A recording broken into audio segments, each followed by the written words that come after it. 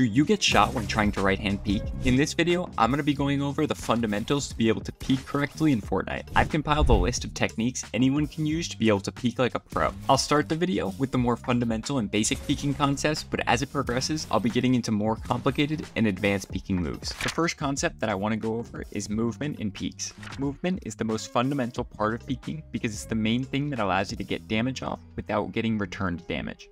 First thing you want to make sure you're doing movement-wise is swinging with your peeks. What I mean by this is that the easiest way to trade without taking return damage is to swing a direction while you peek to get out of their sightlines as soon as possible. Sure, there are some perfect right-hand peeks, but a majority of the time there will be a window where you're visible for the opponent.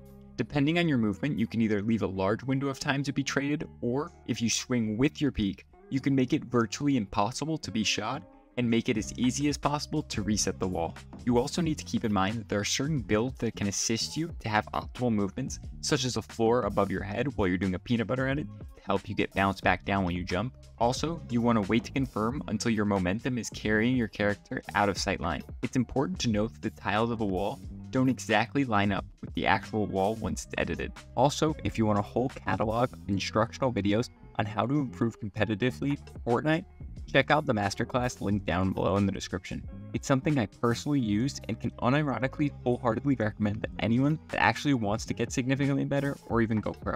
The second concept is gun swap delay.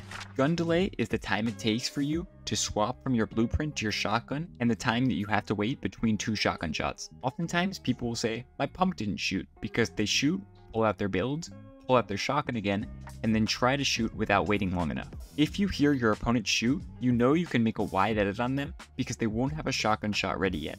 Another time that you can make a wide edit or a dry peek is when you see that they have their builds out. Since you're already taking your shotgun out and they still have their builds out, you have time to shoot and reset before their pump is able to fire. Another thing to keep in mind is that not all peeks can be perfect. Sometimes all a peek does is let you get the first shot off, so it's important to keep this concept in your mind so that when you can't set up a perfect peek, instead you can do a wide edit if you know that their pump isn't ready to shoot.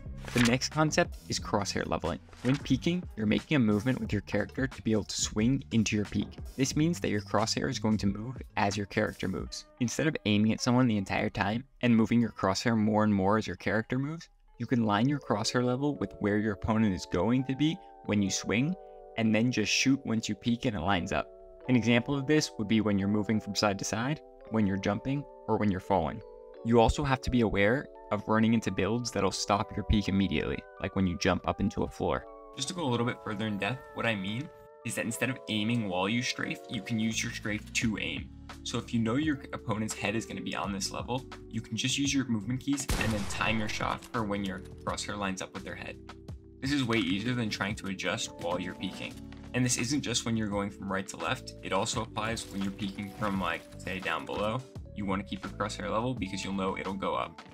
So as long as you line it up with their head now and jump, it'll line up with their head later. And this also applies when you're falling down. If I keep my crosshair here while I fall, it'll end up on the enemy's head. Or even if I'm piecing them with a peek, I want my crosshair to end up here so that when I peek, it'll be into a shot. The last concept is peeker's advantage. Something that many people don't know is that even if both people are 0 ping, there's still a desync between what both players' games look like. The first person to peek is always going to see the person he's peeking first, even if it's on a left-hand peek. As long as he's walking or running with some speed, he'll always be the first to see. Even though the person on the right hand has more field of view, their game takes time to catch up with the reality that the person on the left hand that's moving already has them in their crosshair. While this doesn't mean that the person on the right hand won't be able to react and shoot, it does mean that the person on the left hand is going to be able to get the first shot off. This means things like jumping over peanut butters, falling down into someone's face, running around a corner, or even a Martaz peek is always going to give you the first shot, even if it doesn't stop you from getting shot after. You can take advantage of this mechanic if you know your opponent's weak to use it to finish the fight off without getting return damage, without having to set up a right-hand peek.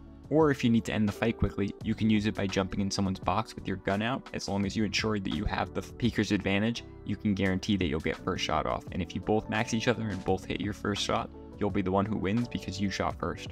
This is also a reason why oftentimes you can get shot when you think you're actually behind a wall. You have to keep in mind that your body is a portion of a second behind what you're actually doing on your screen. so staying behind cover the whole time is advantageous. You also want to make sure that when you are going to make an edit, you're going to confirm the edit while you're already behind cover so that the desync doesn't let your opponent shoot you. Oftentimes, what determines who's going to get peeker's advantage is the person that's closest to the wall or structure that's getting used to peek with. This means that if I'm further from the wall, I'm not really the one who gets to choose who peeks first, but if I'm the closest to the wall, I can make the swing much faster than the person who's further can. The final thing I want to go over is the most optimal way to peek. Ideally, you want to peek out and then immediately strafe or reset your wall. Regardless of which way you choose, here's the best way to do both. So there's two ways to peek, one being swinging out of the way and the other being scroll wheel resetting. If you're keyboard, the easiest way is probably scroll wheel resetting, and the easiest way to practice that is just by doing it. You'll want to make an edit, shoot, and then get into the muscle memory of instantly resetting. As for strafe peeking, there's a couple different ways to do it. If you're strafing into an area, you just want to let your momentum carry you all the way into this protected side. But if you're peeking something like a window, you can peek out and then come back.